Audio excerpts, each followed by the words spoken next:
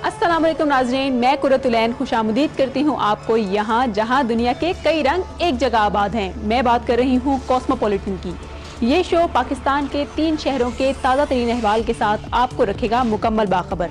मैं आपको दिखाऊंगी कराची, यहाँ के मसाइल, यहाँ की सियासत, यहाँ होने वाले इवेंट्स और कराची वालों के ट्रेंड्स। लेकिन इससे पहले हम जानते हैं आज की टॉप स्टोरीज के बारे में। तो आज की टॉप स्टोरीज कुछ इस तरह से हैं।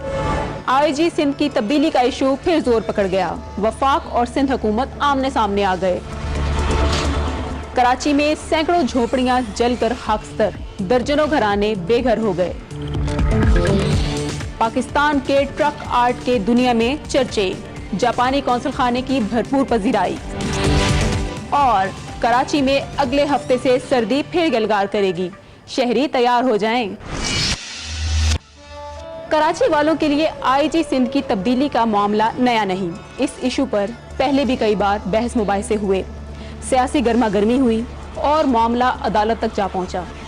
कराची वालों को याद होगा कि एडी ख्वाजा जो कि सिंध के साबिक आईजी थे, इनके मामले पर सिंध हुकूमत और वफाकी हुकूमत के दरमियान कितनी गर्मा गर्मी हुई। फिर अदालत का फैसला भी आया। अब तारीख एक बार फिर खुद को दोहरा रही है। अब सिंध के मौजूदा आईजी कलीम इमाम के मामले पर भी सिंध हुकूमत और वफाक के दरमियान सियासी जंग छिड़ चुकी है।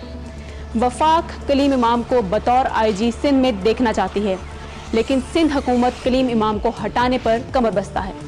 दूसरी तरफ अदालती फैसला भी कलीम इमाम के हक में है। पीपल्स पार्टी के चेयरमैन बिलावल भुट्टो ने आईजी सिंध के मामले पर वफाक पर भारी भरकम तनकीद कर डाली। नालायक, नाअहल वफाकी हुकूमत हमें बांट रहे हैं, हमें डिवाइड कर रहा है, 2 पाकिस्तान बना रहे हैं। ये कैसे हो सकता है कि पंजाब का आईजी ऐसे तब्दील हो जाता है? पंजाब का आईजी चीफ वजीर आला को पता ही नहीं होता है और चेंज हो जाता है। लेकिन जब सिंध की बात आता है तो यहां कोई अलग कानून है। नाज़रीन, आईजी सिंध के मामले पर मजीद बात करेंगे, लेकिन इस ब्रेक के बाद।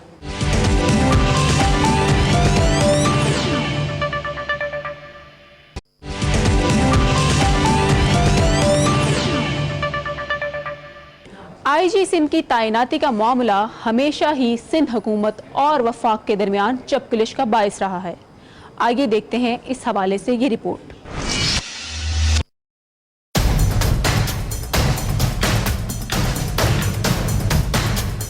सिंध में आईजी पुलिस का ओहदा माजी में कई बार सिंध हुकूमत और विफाक के दरमियान तनाज़े का बायस बनता रहा है। इस हवाले से अगर हम माजी में झांकें तो एडी ख्वाजा, जिन्हें मार्च 2016 में आईजी सिंध तैनात किया गया था, लेकिन वक्त गुजरने के साथ साथ सिंध हुकूमत उन्हें हटाने पर तुल गई। विफाक और सिंध हुकूमत के दरमियान ये तनाज़ा अदालत में जा पहुंचा था। अब एक बार फिर सिंध के मौजूदा आईजी कलीम इमाम के मामले पर सिंध हुकूमत और विफाकी हुकूमत आमने सामने आ चुकी है। अदालत का फैसला भी आ चुका है। जब तक विफाकी हुकूमत इस पर कोई फैसला नहीं करती, कलीम इमाम अपने ओहदे पर बरकरार रहेंगे।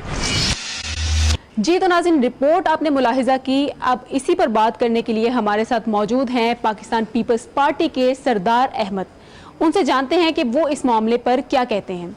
जी सरदार साहब, वेलकम टू द शो। क्या कहेंगे आप इस हवाले से? ये क्या इशू है और क्या आप लोगों का इसमें मौक़िफ़ है आपकी हुकूमत का?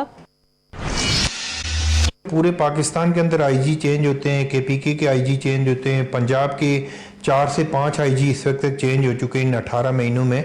लेकिन अनफॉर्चुनेटली सिंध वाहिद सूबा है जिसके अंदर अगर आईजी को चेंज करने की बात होती है और जेन्युइन रीजंस के ऊपर बात होती है कि क्राइम के हवाले से जो सूबा सिंध के अंदर जितने क्राइम में इजाफा हुआ है और अनफॉर्चुनेटली जो किडनैपिंग है उसको आईजी साहब नहीं रोक सके, इसके ऊपर जब बात होती है तो उसको मैं समझ रहा हूँ कि इस हवाले से सूबा सिंध को बहुत बड़ी मुज़ाहिमत का सामना करना पड़ता है जब आईजी को चेंज करने की बात करते हैं। हालांकि ये सूबा सिंध के चीफ मिनिस्टर का राइट है, सूबाई कैबिनेट का राइट है कि वो 3 नाम वफाक को भेजे जो हमने तमाम प्रोसीजर प्राइम मिनिस्टर साहब की मशावरत से सीएम साहब की जब मीटिंग हुई है उसमें मशावरत हुई और प्राइम मिनिस्टर पाकिस्तान ने खुद कहा कि आप नाम भेज दें 3 हम इंशाल्लाह अपॉइंटमेंट कर देंगे।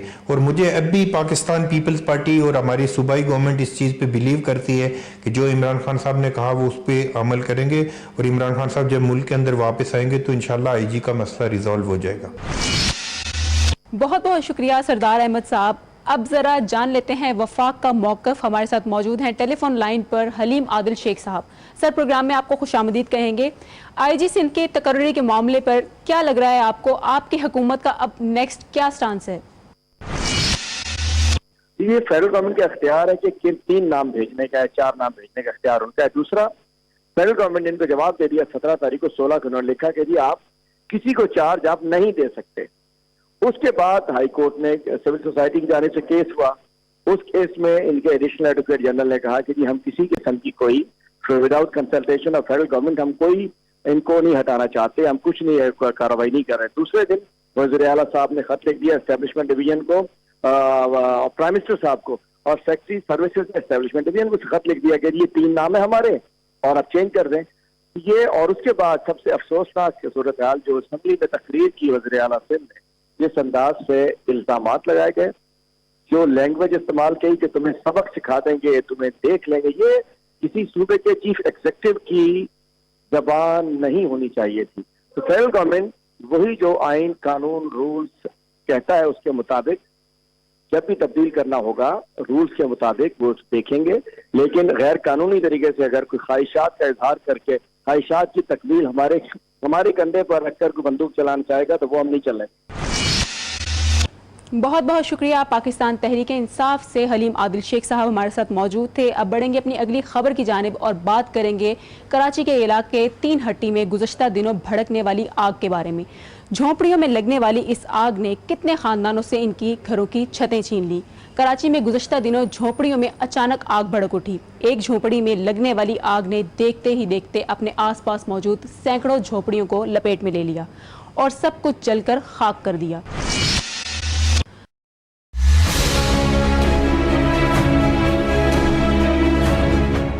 झोंपड़ियों में आग कैसे लगी और इससे कितना नुकसान हुआ, इस बारे में जानते हैं हमारे नुमाइंदे आमिर फारूक से। जी आमिर, बताइएगा किस तरह से ये आग लगी, क्या वजह थी और अंदाजन कितना नुकसान हुआ है?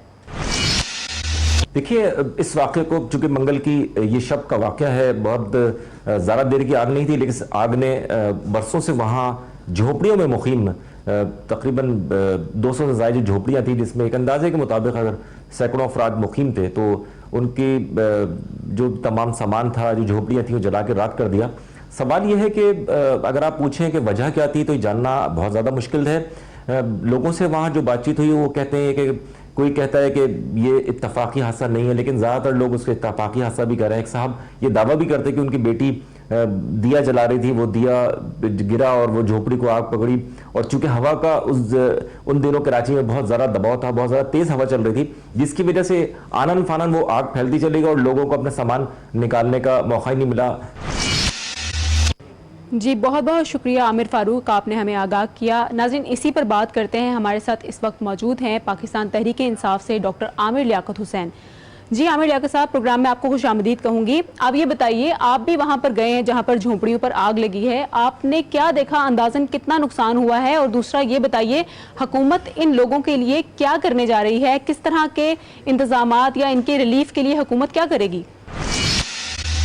करीबन कोई 150 झोपड़ियाँ थी जिनको आग लगी और हमने यहाँ की बहाली का काम था। हमने रिलीफ कैंप्स वहाँ पे लगाए, हमने राशन वहाँ पर दिया, हमने लोगों के साथ वहाँ पर वक्त गुजारा और पीटीआई के तमाम कारकुनान और गवर्नर साहब भी वहाँ पर थे। अब जो सिचुएशन है वो ये कि अभी तो टेंटों में है, तो टेंट में बैठे हुए वो, तो अब ये है कि उनके लिए पक्के घर बनाने का इमरान खान साहब से मेरी चूंकि बात हुई थी, उन्होंने डेमोस से फोन किया था मुझे और फिर उन्होंने गवर्नर साहब को भेजा था।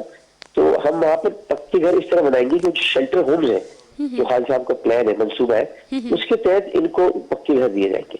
तो ये हमने उनको वहाँ यकीन दहानी कराई और अभी फिलहाल वो टेंट्स में इस दौरान जो है वो अभी काउंटिंग हुई है उनकी कि कौन कौन से लोग हैं जिनको घर दिए जाएंगे, ये काउंटिंग हो गई है उसके बाद अब ये खान साहब तशरीफ लाते हैं तो फिर हम मीटिंग करके बताएंगे। बहुत बहुत शुक्रिया। डॉक्टर आमिर लियाकत हमारे साथ मौजूद थे। पाकिस्तान के ट्रक आर्ट के दुनिया में चर्चे, जापानी कौंसल खाने की भरपूर पजीराई। जापान के कौंसल खाने के तहत इंफॉर्मेशन एंड कल्चरल सेंटर में जापानी कैलेंडर की तकरीब रूनुमाई हुई।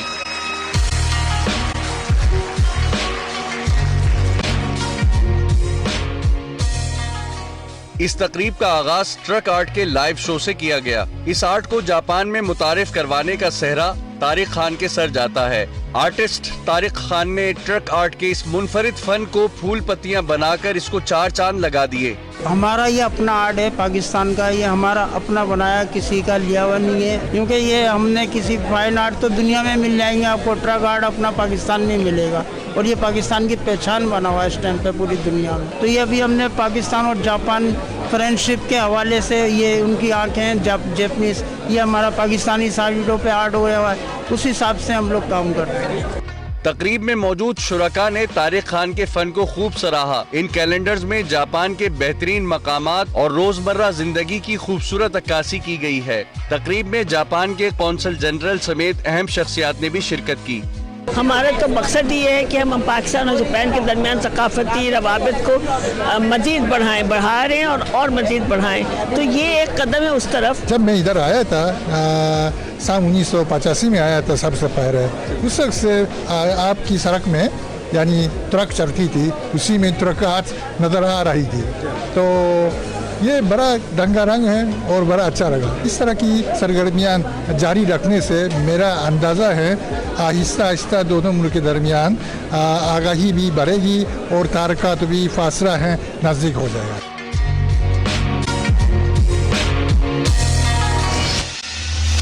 जी तो नाज़रीन, रिपोर्ट आपने देखी। अब हमारे साथ मौजूद हैं एक्सप्रेस न्यूज़ के रिपोर्टर आफ्ताब खान। जी आफ्ताब खान, हमें बताइए, आपने देखा इस एग्जीबिशन का ज़रा अहवाल बताइए। जी देखिए, जापानी कौंसल खाने में जो कैलेंडर की नुमाइश हुई 2020 की, उसकी ख़ास बात ये थी कि माजी में अगर हम देखें तो जो उसकी हम कह सकते हैं कि जो रंगारंग इस दफ़ा एक तकरीब मुनक्किद हुई जापान कौंसल खाने में, और उसकी ख़ास बात जो है पाकिस्तानी ट्रक आर्ट था। साथ साथ जापानी कौंसलेट जनरल से जो हमारी बात हुई, जो कि कराची में मुतय्यन है, उनका ये कहना था कि जापान में जो है वो इस आर्ट को बहुत ज़्यादा पसंद किया जाता है। उनका ये कहना था कि 85 में जब वो कराची आए थे तो उस वक्त ये उनको ट्रक पे ये आर्ट नज़र आता था, और अब जो है ये इमारतों तक जा पहुँचा और ये कि पूरी दुनिया में मकबूल हो रहा है। और इस आर्ट के ज़रिए उनका ये कहना था कि पाकिस्तान और जापान के जो सकाफती राब्ते हैं वो मज़ीद मजबूत होंगे, मज़ीद उस्तवार होंगे, और दोनों ममालिक के दरमियान जो है वो सकाफत का जो है तबादला होगा। बहुत बहुत शुक्रिया आफ्ताब खान आपका। जी तो नाज़रीन, ये था हमारा आज का कॉस्मोपॉलिटन कराची से। अब मुझे दीजिए इजाज़त और अब चलते हैं लाहौर सना के पास। ओवर टू यू सना।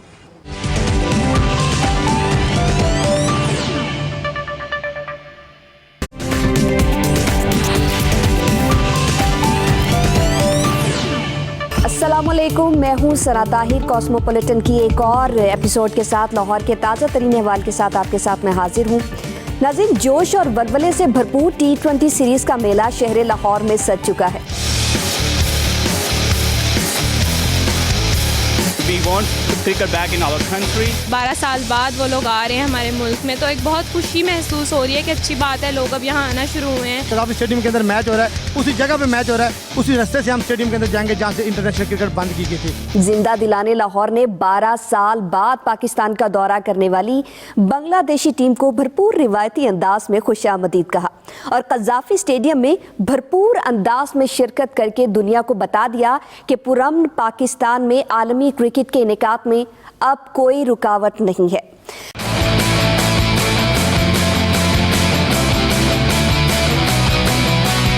जी मैं बहुत मुतमईन हूँ। गवर्नमेंट के इंतज़ामात बहुत अच्छे हैं, बहुत अच्छे इंतज़ामात किए गए हैं और काफ़ी अच्छी सिक्योरिटी वगैरह दी गई है सबको, तो अच्छी बात है, होने चाहिए ऐसे इवेंट्स और गवर्नमेंट ने ताउन किया, इसकी बहुत अच्छी बात है। ट्रैफिक की बिला तातुल फराहमी और फुल प्रूफ सिक्योरिटी के लिए 10,000 एहलकारों की ड्यूटियां लगाई गई हैं।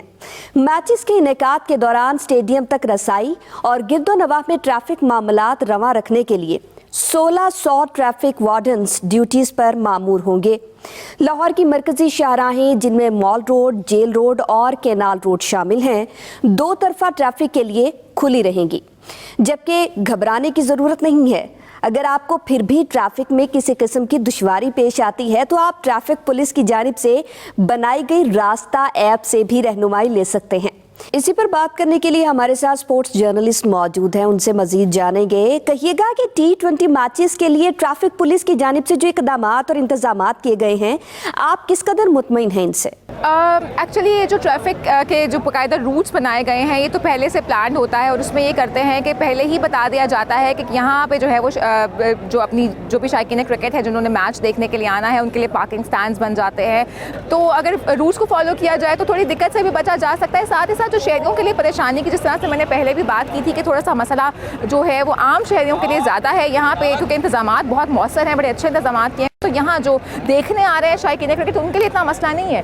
तो आम शहरियों से भी यही गुजारिश होगी कि वो ज़रा कोऑपरेट करें लॉ इन्फोर्समेंट एजेंसीज़ के साथ, तो इतना मसला नहीं होगा। अगर आप अपनी लेन में रहें, लेन में ट्रैफिक को जो है वो दूसरी तरफ से आने की कोशिश ना करें, ख़राब करने की कोशिश ना करें, क्योंकि हम बाज़ औक़ात खुद ही ट्रैफिक को ख़राब कर रहे होते हैं, गलत रास्ते से जाने की कोशिश करते हैं, शॉर्ट वे के चक्कर में हम ओवरऑल ट्रैफिक को ख़राब कर देते हैं। तो जिसकी वजह से ओवरऑल बहुत सारे लोगों के लिए मसाइल का सामना होता है कि जब इस तरह का कोई मौका होता है तो थोड़ा सा सब्र तहम्मुल का अगर हम खुद भी मुजाहरा कर ले तो इतनी परेशानी जो है वो नहीं आएगी। ठीक है, तो ये कहिएगा कि जो सिक्योरिटी इंतजामात के पेश नज़र शहरियों को पेश आने वाली परेशानी है, उससे कैसे बचा जा सकता है? सबसे पहले तो ये है कि आप रूल को फॉलो कर लें कि जो एक रूट दिया गया है जिस पे आपको जो ट्रैफिक के जो यहाँ पर अगर वो खड़े हुए हैं, वार्डन्स खड़े हुए हैं या पुलिस एहलकार खड़े हुए हैं, उनके साथ थोड़ा सा कोऑपरेशन शो करें, क्योंकि वो भी अपनी ड्यूटी दे रहे हैं। और बजाय उनसे कि एक बहस मुबाहिसे में हम पड़ जाएं और उनसे एक लड़ाई झगड़ा मोल ले लें, तो वो जिस रूट को फॉलो करने के लिए कह रहे हैं उस रूट को फॉलो कर लिया जाए। थोड़ी सी दिक्कत का सामना करना पड़ता है, लेकिन जहाँ पर जब बहुत अच्छा हो रहा हो तो उसके लिए थोड़ी सी परेशानी जो है अगर मोल ले ली जाए तो इसमें इतनी कोई बुराई नहीं है। बड़े एक्साइटेड है, इंशाल्लाह पाकिस्तान जीतेगा। बाकी जो शहर से लोग हैं वो भी आए, का मैच देखें, बहुत मज़ा आ रहा है। अब इस बार जो है बांग्लादेश आ रही है तो उम्मीद करते हैं कि आगे अच्छी टीमें आएंगी, बड़ी टीमें आएंगी।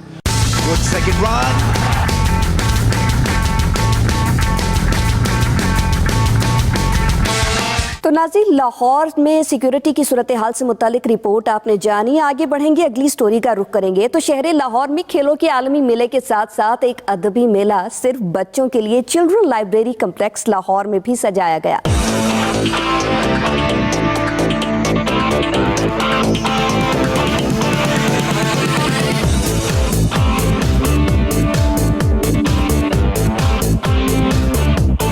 नाज़रीन, मैं बात कर रही हूँ बच्चों के लिए मुनाकिदा 64वें अदबी मेले की।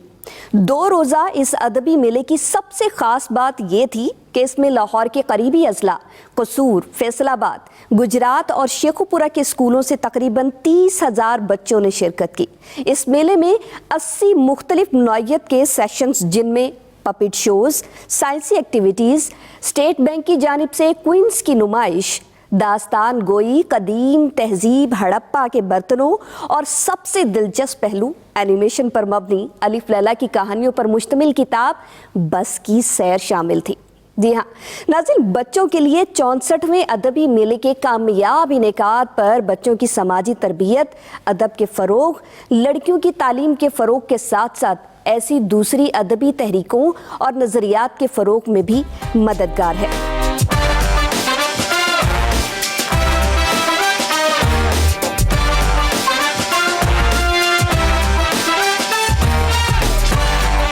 आगे बढ़ेंगे, आपको बताएंगे जहां एक तरफ अदबी, सकाफती और खेलों पर मबनी मेलों का इनेकाद हो रहा है, वहीं एक के बाद दूसरा बहरान पंजाब हुकूमत को परेशान किए हुए है।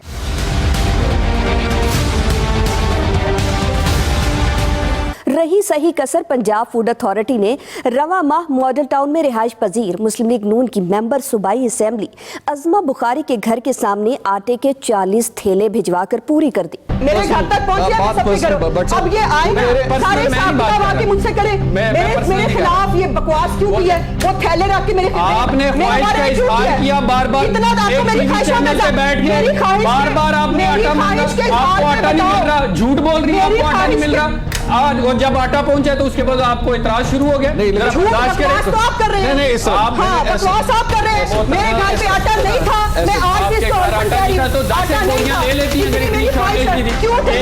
ये अंदाजा लगाइए। देखिए जी वजीर इनका महकमा फूड का बंदा कह रहा है कि 10 थैले आप घर में रख लीजिए, जखीरा अंदोजी खत्म कराएंगे। पंजाब फूड अथॉरिटी का मौकफ ये रहा कि आटे के थैले अज़मा बुखारी की जानिब से मॉडल टाउन में आटे की अदम मौजूदगी की शिकायत के बाद फराहम किए गए, जबकि अज़मा बुखारी ने इसे निजी जिंदगी में मदाखलत और सस्ती शोहरत हासिल करने की नाकाम कोशिश करार देते हुए कहा कि ड्रामा हुकूमत पंजाब की ईमा पर किया गया। इस सारे मामले का ड्रॉप सीन उस वक्त हुआ जब मोहतरम रुकने असेंबली ने सरकारी निर्ख अदा करते हुए 20 किलो का थैला खरीदने की हामी भर ली, लेकिन जब ट्रक फिर भी अपनी जगह से ना हटे तो शहरियों ने जो पहले ही आटे की अदम दस्तयाबी का शिकार थे, पंजाब फूड अथॉरिटी के ट्रक से आटा खरीद कर ले गए।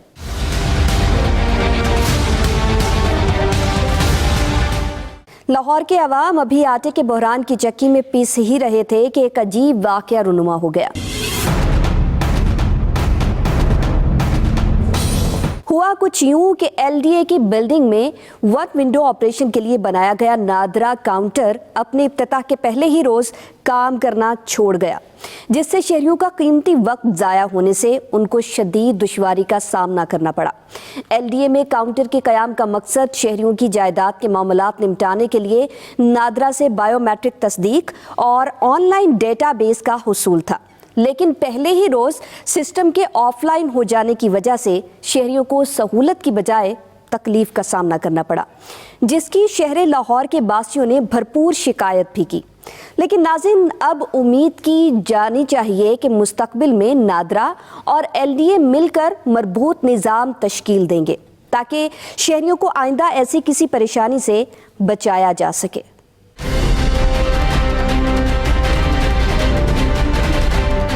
इसी पर बात करने के लिए हमारे साथ एक्सप्रेस न्यूज़ के रिपोर्टर अफजाल तालिब मौजूद हैं। बहुत शुक्रिया अफजाल।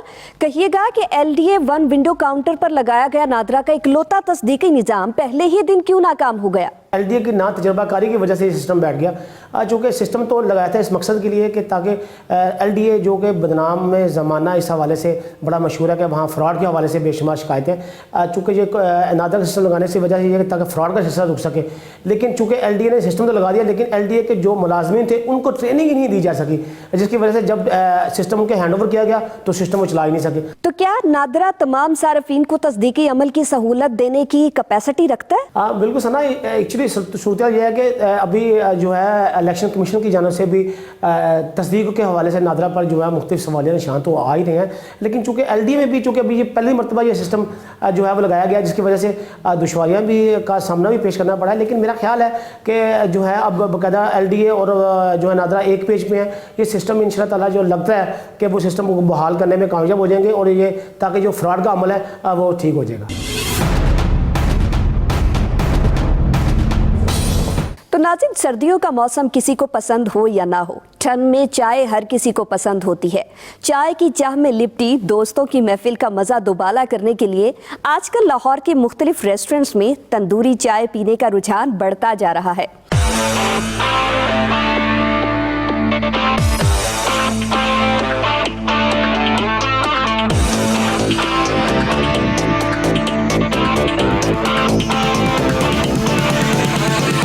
धुंधली सुबह हो, ठंडी शाम या सर्दी से भरपूर रात, मिट्टी के बर्तनों में भाप उड़ाती गर्मा गर्म तंदूरी चाय शहरियों को अपने अजीज़ो अकारिब के साथ मुख्तलिफ रेस्टोरेंट्स में खींच लाती है।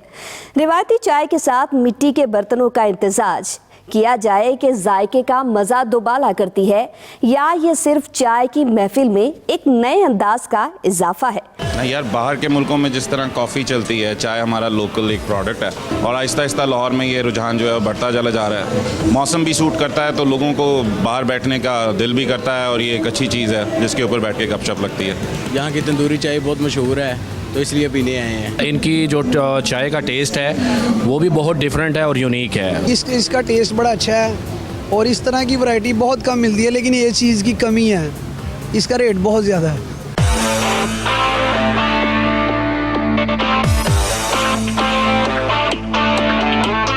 मुझे दीजिए इजाज़त, लेकिन अभी शहर इक़्तिदार का अहवाल बाकी है और ये अहवाल बताने के लिए इस्लामाबाद से आपको ज्वाइन करेंगी मरियम शेख।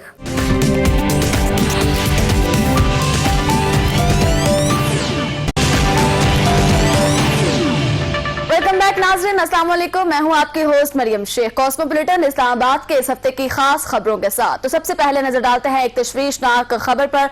नाज़रीन, शहर इक़्तिदार में कोरोना वायरस फैलने का खतरा पैदा हो गया है। कोरोना वायरस, जिसे SARS लाइक कोरोना वायरस कहा जाता है, चीन के वस्ती शहर यूहान में पहली दफा सामने आया था, जिसके नतीजे में चीन में मुतअद्दिद अफराद हलाक हो चुके हैं। वजारत सेहत की जानिब से जारी किए जाने वाले हिदायतनामे में वायरस के अलामात में बुखार, खांसी, सांस लेने में दुश्वारी शामिल है। इस वायरस की ताहाल कोई वैक्सीन दस्तयाब नहीं और इससे बचाव का वाहिद हल एहतियाती तदाबीर है। वायरस की संगीनी के पेश नजर वजारत सेहत ने मुल्क के मुख्तलिफ हवाई अड्डों पर खुसूसी स्कैनिंग काउंटर्स जो है नस्ब कर दिए हैं। इस्लामाबाद इंटरनेशनल एयरपोर्ट पर भी काउंटर नस्ब किया गया है और इस हवाले से चीन से आने वाले प्रवाजों के मुसाफिर जो है उनकी स्पेशल खुसूसी तौर पर स्कैनिंग की जा रही है। इसी हवाले से बात करने के लिए हमारे साथ मौजूद है हमारी नुमाइंदा रजिया खान, उनसे जानेंगे। जी रजिया, सबसे पहले बताइएगा कि कोरोना वायरस क्या है और इंसान के लिए क्यों और कितना खतरनाक है? जी मरियम, कोरोना नया जो कोरोना वायरस जिसको नोवेल वायरस कहा जाता है, पाकिस्तान में अभी तक इस वायरस का कोई भी बंदा सस्पेक्टेड या कंफर्म केस अभी तक नहीं आया है। चीन में दिसंबर 2019 में अभी गुज़िश्ता साल ही पिछले महीने ये वायरस इसका आना शुरू हो गया था, जिसकी वजह से अभी इतनी हाइप क्रिएट हुई है ना पाकिस्तान में। उसकी वजह यह है कि स्टार्ट में जब उनमें ये वायरस वहां पर आया, कुछ केसेस सामने आए, तो वो उसकी तशखीस कर रहे थे कि ऐसा क्या है कि ये वायरस एकदम फैल गया और इतनी जानें इससे चली गई हैं। तकरीबन वहाँ पर जो इसकी जो मेन अलामात हैं, जब डॉक्टर्स ने उनको दाखिल किया तो उसमें जो रूटीन की अलामात होती हैं, जिसमें नज़ला, ज़ुकाम, खांसी और सांस का फूलना, ये सारी अलामात थी जिनकी वजह से इनको ये सस्पेक्टेड केसेस लिए गए। उनके जब टेस्ट किए गए तो ये नया जो कोरोना वायरस है, इसकी तशखीस का पता चला कि ये वायरस ये सामने आया है, जिससे तकरीबन 300 से ज़ायद अब तक तो चीन में लोग मुतासिर हो चुके हैं। क्या इसके पाकिस्तान में फैलने के इम्कानात जो है वो ज्यादा हद तक जाहिर किए जा रहे हैं? मरियम, पाकिस्तान में बिल्कुल इम्कानात तब मौजूद हो सकते हैं कि अगर चीन से जो फ्लाइट्स आ रही हैं, अभी हुकूमत पाकिस्तान जो वजारत सेहत है वो बड़ी एक्टिवली काम कर रही है, क्योंकि जो एयरपोर्ट्स हैं, मेन एयरपोर्ट्स आपको जैसे कि मालूम कि कराची है, लाहौर है, इस्लामाबाद एयरपोर्ट है, इन जितने भी एंट्री पॉइंट हैं इन पर, और खासतौर पर तोरखम वगैरह के जो बॉर्डर से आते हैं, वो पॉइंट्स पर भी मॉनिटरिंग डेस्क कायम कर दिए गए हैं, जो मेडिकल डेस्क हैं वो कायम कर दिए गए हैं। बहुत इतनी 41 अमवात चीन में इससे हुई हैं। इतनी जब हाइप क्रिएट होती है तो जो मुल्का इलाके हैं, ममालिक हैं चीन से, जो बॉर्डर्स की सूरत में हैं, उन सब में एक अल्टीमेटम जारी कर दिया गया है कि ये हाई रिस्क चीन से जितने भी आने वाले मुसाफिर हैं उनकी मॉनिटरिंग की जाए। तो पाकिस्तान बिल्कुल मुतासिर तब हो सकता है अगर कोई वहाँ से कोई केस, ऐसा पॉजिटिव केस पाकिस्तान में दाखिल होता है और उसकी मॉनिटरिंग नहीं होती है, उसकी तशखीस नहीं होती है। जी बिल्कुल। जी रज़ी, ये भी बताएगा हुकूमत पाकिस्तान इससे मुतालिक क्या इक़दाम कर रही है? हुकूमत पाकिस्तान बिल्कुल मरियम इस हवाले से ये इक़दाम कर रही है कि सबसे पहले तो जो अहम काम होता है कि किसी भी मुल्क में अगर कोई वायरस पाया जाता है तो वहाँ से हम या तो आने जाने वाली जो हमारी जो फ्लाइट्स हैं या जो ज़मीनी रास्ते हैं, जो समुद्री रास्ते हैं, उस पर मॉनिटरिंग कर देते हैं, वो मॉनिटरिंग हो रही है। जो ज़मीनी रास्ते हैं उस पर जो एंट्री पॉइंट है, जो एग्जिट पॉइंट हैं, उन पर डेस्क कायम कर दिए गए हैं। Airports Karachi, Lahore, Islamabad main airports हैं, मेडिकल डेस्क कायम कर दिए गए हैं। इसके अलावा जो सबसे बड़ी बात है मरियम, वो ये कि पाकिस्तान में लेबॉर्ट्री ऐसी कोई मौजूद नहीं है जो कोरोना वायरस की तशखीस कर सके। कोबरा सांप, मछली और जो जानवर हैं, ये वायरस उनमें से आया है और ये उनसे लेकर इंसानों में मुंतकिल हुआ, फिर इंसानों से इंसानों में मुंतकिल होता है। इस तरह से ये वायरस जो है ना वो आपस में फैलता है और इसका इलाज बिल्कुल है। इतनी अमवात इसीलिए हुई कि वो तशखीस के दौरान उनको पता नहीं चला, उनकी अमवात हुई। और जो कोरोना वायरस है बेसिकली ये फेफड़ों को और मैदे को इफेक्ट करता है, सांस को। दमे के मरीजों के लिए तो ये डेडली है क्योंकि उनको ऑलरेडी सांस का मसला है, लेकिन ये फेफड़ों को मुतासिर करता है, जिसकी वजह से ये मौत वाक़या हो जाती है। जी बहुत शुक्रिया। नाज़रीन, दूसरी जानिब शहर इक़्तिदार के वासियों के लिए अच्छी खबर भी सामने आई है। इस्लामाबाद दुनिया के महफूज तरीन शहरों में शामिल हो गया है। शहर इक़्तिदार ने Moscow, Sydney, Berlin, London, Paris और शंघाई को मात दे दी है।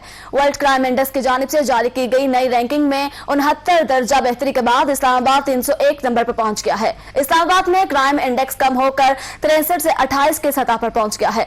गुज़श्ता साल इस्लामाबाद वर्ल्ड क्राइम इंडेक्स में 232वें नंबर पर मौजूद था।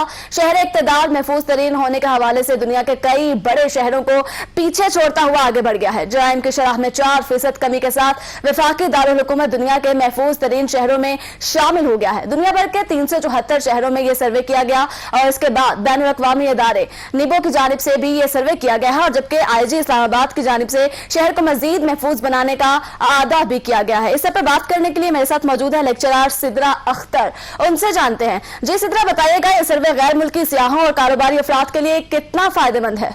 बिल्कुल, ये बहुत खुशाइन बात है कि इस्लामाबाद जो है वो एक सेफ सिटी के तौर पे पूरे पाकिस्तान में, पूरी दुनिया पे उभर के सामने आया है। और ये सिर्फ इस्लामाबाद नहीं बल्कि हमारे पूरे पाकिस्तान के लिए एक रोल मॉडल की हैसियत रखता है कि हम अपने शहर को, जैसे एक सिटी को हम पीसफुल बना सकते हैं, अमन पसंद बना सकते हैं, तो इसी तरीके से हम पूरे पाकिस्तान को बना सकते हैं। और ये एक बड़ा पॉजिटिव इमेज जो है ये पाकिस्तान का गया है सियाहों के लिए भी और कारोबारी अफराद के लिए भी, क्योंकि इक्तिसादी सूरत हाल को अगर हम देखें तो ये बहुत बेहतरी की जानिब जाएगी कि जब लोग मेंटली अपने आप को सेफ और सिक्योर फील करेंगे तो लोग आना पसंद करेंगे। तो ये एक अच्छी और खुशाइंद खबर है। जी बिल्कुल। इस्लामाबाद के मुकामी अफराद के तर्ज जिंदगी पर कितना असरअंदाज होगा ये? बिल्कुल, जब भी किसी सोसाइटी की हम बात करते हैं तो सोसाइटी में रहने वाले अफराद की जो सेकेंडरी नीड है, जिसमें हम सेफ्टी को बहुत ज़्यादा मद्देनजर रखते हैं, तो जब आप सेफ एनवायरनमेंट के अंदर रहते हैं तो उसका आपकी फिजिकल हेल्थ पे, आपकी साइकोलॉजिकल हेल्थ पे, आपकी इमोशनल हेल्थ के ऊपर काफ़ी अच्छा इम्पैक्ट आता है। तो जहनी तौर पर जब आप पुरसुकून होते हैं तभी आपकी प्रोडक्टिविटी भी इंक्रीज होती है और आप अपने माशरे के एक प्रोडक्टिव शहरी बन के सामने आते हैं और माशरे के लिए कुछ अच्छा करने का जज्बा जो है वो बेदार होता है। तो ये भी एक अरीनी की कहना चाहिए कि हमें देखना चाहिए कि किस तरीके से हम अपनी सोसाइटी के लिए कंट्रीब्यूट कर सकते हैं। जी बिल्कुल। क्या आप मुस्तकबिल में इसे मजीद बेहतरी की तरफ जाता देख रहे हैं? बिल्कुल ऐसा ही है कि जब हम किसी भी शहरी को ये जो है ये हम कह सकते हैं कि ये एक ज़हनी तौर पर सुकून दे देंगे कि वो एक ऐसे शहर का बासी है जहाँ पे वो हर लिहाज से सेफ और सिक्योर है, तो वहाँ पे हम मुस्तकबिल के अंदर शहरियों को साथ साथ पूरी जो कम्युनिटी की बात करते हैं, क्योंकि हर फर्द मिल के एक सोसाइटी बनाता है, कम्युनिटी को तश्कील देता है, तो जनरल लेवल पे, कलेक्टिव लेवल पे एक बड़ा अच्छा और पॉजिटिव और प्रोडक्टिव तरीके से हम इसको देखते हैं। और यहाँ पे ये भी बताते चले कि साइकोलॉजिकल पर्सपेक्टिव से ये बहुत ज़्यादा अहम है, क्योंकि आजकल फ्रस्ट्रेशन और एंजाइटी और स्ट्रेस के दौर में ये बहुत एक पॉजिटिव चीज़ है जो हम देख रहे हैं कि सोसाइटी के अंदर जितनी नेगेटिविटी है, जितनी फ्रस्ट्रेशन है, उसके बरक्स ये रिपोर्ट ने एक बड़ा ही अच्छा जो है वो किरदार प्ले किया। जी बहुत शुक्रिया सिद्रा, आप हमारे साथ मौजूद थी। इस्लामाबाद पुलिस का जराइम को रोकने और जिद्दत की जानिब एक और कदम। जी हाँ नाज़रीन, इस्लामाबाद पुलिस ने वर्दी पर नस्ब कैमरों का इस्तेमाल शुरू कर दिया है। गुज़श्ता बरस ये फैसला सामने आया था कि शहर इक़्तिदार की पुलिस को जदीद कैमरों से आरास्ता किया जाएगा जो कि पुलिस अफसरान के यूनिफॉर्म पर नस्ब होंगे, जो कि वीडियो के साथ साथ उनकी गुफ्तगू भी रिकॉर्ड कर सकेंगे। यही नहीं बल्कि कैमरे अंधेरे में भी काम करने की भरपूर सलाहियत रखते हैं। इसी सिलसिले में वज़ीर दाखिला इजाज शाह की IG इस्लामाबाद आमिर जुल्फ़िकार से खुसूसी मुलाकात भी हुई है और वज़ीर दाखिला को इस हवाले से मुकम्मल तौर पर ब्रीफ भी किया गया है। तर्जुमान इस्लामाबाद पुलिस के मुताबिक नाके पर मौजूद पुलिस एहलकारों ने इन कैमरों और जदीद आलात का इस्तेमाल भी शुरू कर दिया है। इस हवाले से बातचीत करने के लिए मेरे साथ इस वक्त मौजूद है एडवोकेट फातिमा खान, उनसे मजीद जानते हैं। आपको क्या लगता है इन इक़दामात से जुर्म पर किस हद तक काबू पाया जा सकता है? देखिए, सबसे पहले तो हमें ये देखना चाहिए कि बीमारी है क्या। बीमारी की निशानदही करेंगे तो उसका इलाज करना आसान हो जाएगा। पुलिस में बहुत सारे ऐसे प्रॉब्लम्स हैं, जैसे कि हम देखें तो इन्वेस्टिगेशंस को प्रोलॉन्ग कर दिया जाता है डिफरेंट केसेस में, या फैब्रिकेट करने की जो फैक्ट्स को फैब्रिकेट करने की उनकी आदत हैं, जो कि हम डेली रूटीन्स में देखते हैं डिफरेंट केसेस में। तो मेरे ख्याल में सबसे पहले बीमारी की निशानदही करें, जिस तरह से इमरान खान साहब हमेशा बात करते हैं मोस्टली थाना कल्चर के हवाले से कि थाना कल्चर एलिमिनेट किया जाए सोसाइटी में से। ये भी बताएगा कि आपके ख्याल में इन इक़दामात से शहरियों का एतमाद पुलिस की जानिब किस हद तक बढ़ेगा?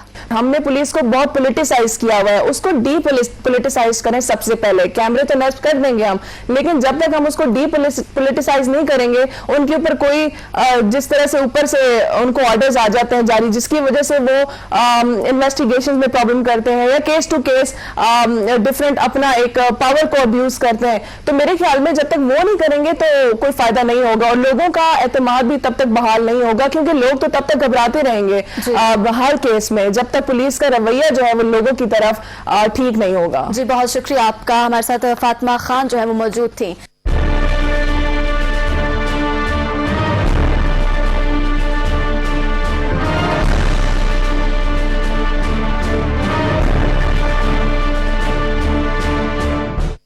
जी बिल्कुल, अब बात करेंगे शहर की बहिंगम जिंदगी से दूर बल खाते ऊंचे नीचे रास्ते, खूबसूरत चश्मे और परिंदों की चहचहाहट के साथ साथ दरख्तों का झिरमर। जी हाँ, बात हो रही है इस वक्त इस्लामाबाद के मशहूर पहाड़ी सिलसिले मारगरा हिल्स पर मौजूद हाइकिंग ट्रेल्स की, जहां लोग शहर की मसरूफ जिंदगी से दूर कुदरती माहौल से लुत्फ अंदोज होने के लिए ट्रेल्स का रुख करते हैं।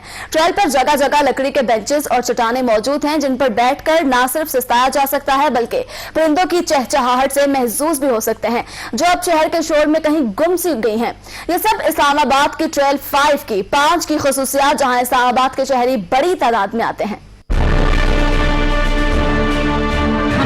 रहे हैं अपनी, मतलब मैं अपने बच्चों को भी देखती हूँ तो कंप्यूटर के आगे बैठे हुए हैं वो, और उनको थोड़ा सा भी अगर वॉक करने का कह दिया जाए, और आप देख रही हैं दिन ब दिन किस तरह बीमारियां जो है वो इनकी ज़िंदगी में शामिल हो रही हैं। लेकिन अगर ये इस तरीके से यहाँ आते हैं तो हर तरह से जो है वो इनकी एक एक्सरसाइज हो जाती है, कंप्लीट एक्सरसाइज है। जो लोग अगर किसी रिहेबिलिटेशन में हैं, लाइक किसी साइकेट्रिक इशू के अंदर है, ड्रग्स एडिक्शन की रिहेबिलिटेशन में है, तो उनके लिए ये एक बेस्ट सोल जनरेटिंग पॉइंट है। आपकी हेल्थ के लिए बहुत अच्छी है और ऐसे भी आपको आंखों को सुकून मिलते हैं नेचर के करीब है देख के। यहाँ की सफाई के इंतजाम अच्छे हैं और हर जगह पे नए नोटिफिकेशंस भी लगाए हुए हैं कि आप सफाई रखो। और ऑफ कोर्स इस्लामाबाद है अगेन तो लोगों को सेंस है, लोग गन नहीं डालते और वैसे भी इंतजामिया भी अच्छा इसको कर लेती है। बहुत अच्छा लगा यहाँ पे आके, नेचर के आप लोग बहुत करीब जाते हैं। यहाँ पे बहुत ज़्यादा अच्छे और नायाब परिंदे यहाँ पे मौजूद हैं जिनको आप यहाँ पे आके ऑब्जर्व कर सकते हैं। काफ़ी अच्छा मौसम भी है तो इसलिए अच्छा लगा। काफ़ी